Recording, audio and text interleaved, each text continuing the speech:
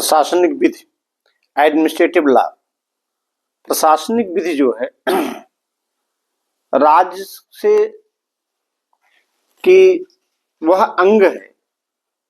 प्रशासनिक विधि राज्य विधि का वह अंग है जो प्रशासनिक अधिकारियों की उपस्थिति, उनके अधिकार, उनका संगठन, उनका दायित्व, उनकी कार्यशैली का निरूपण करती है। यह जो है ये प्रशासनिक जो है प्रशासनिक विधि को कहा जाता है। यानी प्रशासनिक विधि उस राज्य की विधि का वह अंग है जो वहां के प्रशासनिक अधिकारियों की परिस्थिति यानी उनकी स्थिति क्या है, उनके अधिकार क्या है और अधिकार का निरूपण कैसे करेंगे, अधिकार का को कार्यान्वित कैसे करेंगे। तो ये जो है प्रोफेसर डाइसी के अनुसार जो है ये विधि की प्रशासनिक विधि की परिभाषा है। और प्रोफेसर जेनसिंग के अनुसार प्रशासनिक विधि राज्य विधि का वह अंग है जो प्रशासनिक अधिकारियों के दायित्वों और उनके कर्तव्यों को निरूपण करती है और जनता के प्रति जो उनके अधिकार और उत्तरदायित्व है उनको जो निरूपित करती है प्रशासनिक अधिकारियों के बीच, ये प्रशासनिक विधि। अब लॉर्ड हिबर्ट के अनुसार जो है प्रशासनिक विधि जो है के निम्नलिखित क्षेत्र है, जैसे न्यायाधिकरण यानी ट्रिब्यूनल, एडमिनिस्ट्रेटिव ट्रिब्यूनल, सेट यानी स्टेट ट्रिब्यूनल, राज्य न्यायाधिकरण, सेंट्रल न्यायाधिकरण, बोर्ड, निगम, आयोग, ये सब जो है प्रशासनिक विधि के क्षेत्र है। प्रशासनिक अधिकारी प्रशासनिक विधि के अनुसार ये है कि राज्य जो है आप अपना प्रशासन कैसे चलाएगा, तो उसको चलाने के लिए कुछ अधिकारियों को नियुक्त करना पड़ता है और उन अधिकारियों को शक्तियों से लैस करना पड़ता है, शक्तियों प्रदान करनी पड़ती है कि प्रशासन किस ढंग से चलाया जाए। तो और उनको उन शक्तियों को कार्यान्वित करने के लिए एक नियम भी बनाए जाते हैं। अपनी शक्तियों का किस प्रकार प्रयोग करेंगे, अपने नियम का किस प्रकार प्रयोग करेंगे।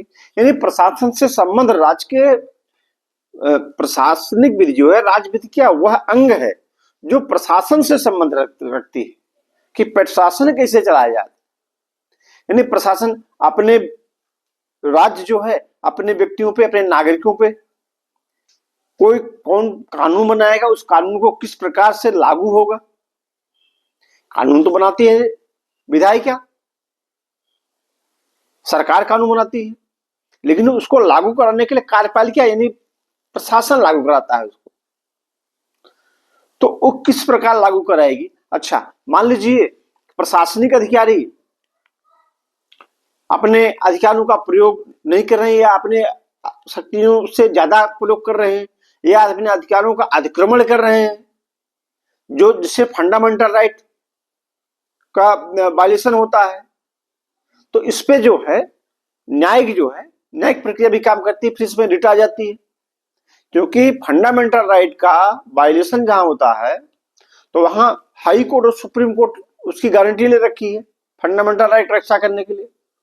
226 में और सेक्शन अनुच्छेद 226 में हाई कोर्ट और 32 में सुप्रीम कोर्ट। तो जहां जो है प्रशासनिक अधिकारी अपने शक्तियों का दुरुपयोग करते हैं तो वहां रिट की भी उपचार की व्यवस्था है, जैसे बंदी प्रत्यक्षीकरण रिट, परमादेश रिट, अधिकार अपेक्षा रिट, उत्प्रेषण रिट। तो इस पांच प्रकार की रिटें जो है ये का उपचार भी है, इसमें ये भी प्रशासन के क्षेत्र में। इसमें निगम भी, लोक निगम भी केंद्र सरकार और राज्य सरकार द्वारा बनाए गए अधिकरण भी शामिल है। और नैसर्गिक न्याय के सिद्धांत भी शामिल है कि आडे अल्टम पर्टम दूसरे पक्ष को सुना जाए, किसी व्यक्ति के साथ अन्याय न हो। तो ये भी प्रशासनिक विधि के क्षेत्र है। जैसे कोई व्यक्ति अपने मामले में न्यायाधीश नहीं हो सकता, बायस पक्षपात, तो इसमें भी जो है ये प्रशासनिक क्षेत्र के ही अंतर्गत है, प्रशासनिक विधि के अंतर्गत ही आता है। और प्रशासनिक विधि, भारत में प्रशासनिक विधि के स्रोत जो हैं, ये स्रोत तो कई हैं, लेकिन फर्स्ट जो है संविधान। संविधान में प्रशासन कैसे चलाया जाएगा, और इसमें आयोग, न्यायाधिकरण, ट्रिब्यूनल, निगम की सबकी व्यवस्था की गई है। ये सेक्शन 32 और 226 में फंडामेंटल राइट, 310, 311, 280, और इसमें जो है स्टेट ट्रिब्यूनल अधिकरण, न्यायाधिकरण, DIT यानी डेप्ट रिकवरी ट्रिब्यूनल, ऋण वसूली अधिकरण, यानी अधिकरण जितने हैं वो प्रशासन से, ये बहुत ही ध्यान देने योग्य बात है। जब आता है अधिकरण, प्रशासनिक अधिकरण, ट्रिब्यूनल, न्यायाधिकरण, तो एक जुडिशरी होती है अलग और एक न्यायाधिकरण अलग होता है। तो न्यायाधिकरण जो होता है, ट्रिब्यूनल उसको बोलते हैं इंग्लिश में, तो न्यायाधिकरण में प्रशासनिक अधिकारी आते हैं। प्रशासनिक, उसका प्रशासनिक अधिकारियों के द्वारा जो है वो ट्रिब्यूनल जो है चलाया जाता है, उसमें प्रशासनिक अधिकारी बैठते हैं। जैसे न्यायाधिकरण में मतलब न्याय हो, प्रशासन जो है न्याय करे, न्यायाधिकरण, न्याय अधिकरण यानी प्रशासन उसका न्यायाधिकरण करेगा, प्रशासन से आदमी बैठेंगे उसमें, प्रशासन के योग्य व्यक्ति उसमें बैठेंगे, प्रशासन उसका करेगा। उसमें नैसर्गिक न्याय के सिद्धांतों का भी पालन करना राज्य का ये परम कर्तव्य है कि वो अधिकरण, न्यायाधिकरण की व्यवस्था इसलिए किया है, इसलिए बनाया गया है, त्वरित न्याय मिले और नैसर्गिक न्याय के सिद्धांतों का भी उल्लंघन न हो। यानी न्यायिक तरीके से उसका जो भी चलाया जाए, न्यायाधिकरण जो भी हो, न्यायिक तरीके से चलाया जाए, उस जो विधि व्यवस्था है उसके अनुसार वो चलाया जाए न्यायाधिकरण। तो संविधान जो है प्रथम स्रोत जो है विधि, प्रशासनिक विधि का स्रोत प्रथम संविधान। दूसरा परिनियम, यानी वो जो नियम प्रशासन द्वारा बनाए जाते हैं, इस नियम के अनुसार किया जाएगा, प्रशासनिक विधि के स्रोत है। नेक्स्ट अध्यादेश जो है, ऑर्डिनेंस, अध्यादेश जो है सरकार अध्यादेश द्वारा ही बना सकती, तो वो भी स्रोत जो है। नेक्स्ट जो है न्यायिक निर्णय, कोई किसी पॉइंट पे, किसी बिंदु पे जुडिशरी ने न्यायिक निर्णय अपना दिया है, तो ये जो है प्रशासनिक विधि के, भारत में प्रशासनिक विधि की स्रोत है। ड्राई एडमिनिस्ट्रेटिव, नेपोलियन बोनापार्ट को ड्राई एडमिनिस्ट्रेटिव का संस्थापक माना जाता है। इसने बहुत से अधिकरणों, बहुत से प्रशासनिक अधिकरणों की स्थापना की और काउंसिल डीटा की स्थापना की, और फिर एक अध्यादेश द्वारा ये जारी कर दिया गया कि सामान्य न्यायालय प्रशासनिक अधिकरणों के मामलों में कोई हस्तक्षेप नहीं कर सकते। ये ऐसे मामले केवल काउंसिल डेटा द्वारा ही सुने जाएंगे। अब ये काउंसिल डेटा द्वारा जो है, जो प्रशासनिक मामले थे, जो न्यायाधिकरण थे, उसके प्रशासनिक न्यायाधिकरण जो था, तो उसके जो है, क्योंकि ये बहुत ही इंपॉर्टेंट है, ये डाई एडमिनिस्ट्रेटिव ये लगभग आता है और बहुत ही इम्पोर्टेंट है।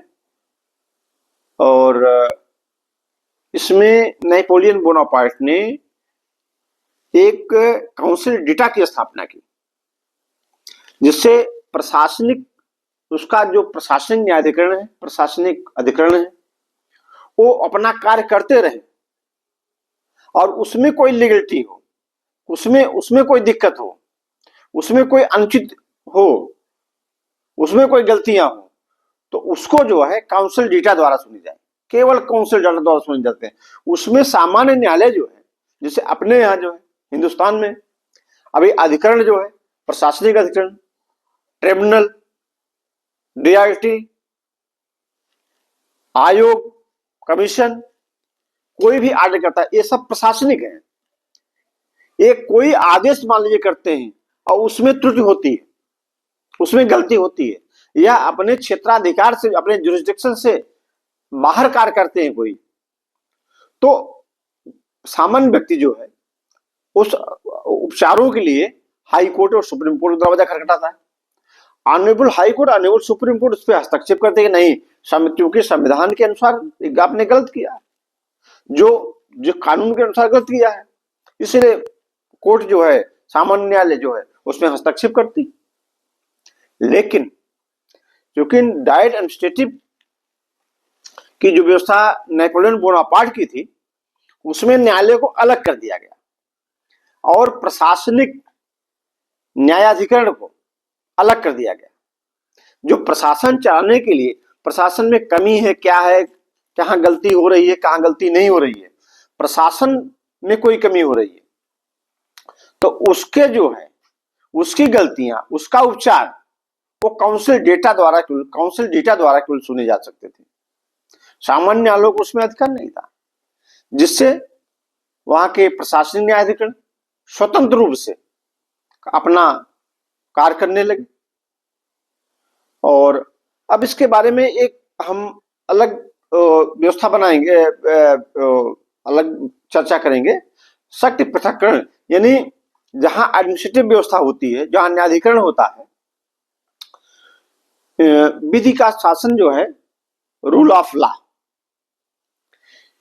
ये संविधान के अनुसार जो है विधि बनाई जाती है और विधि द्वारा शासन किया जाता है।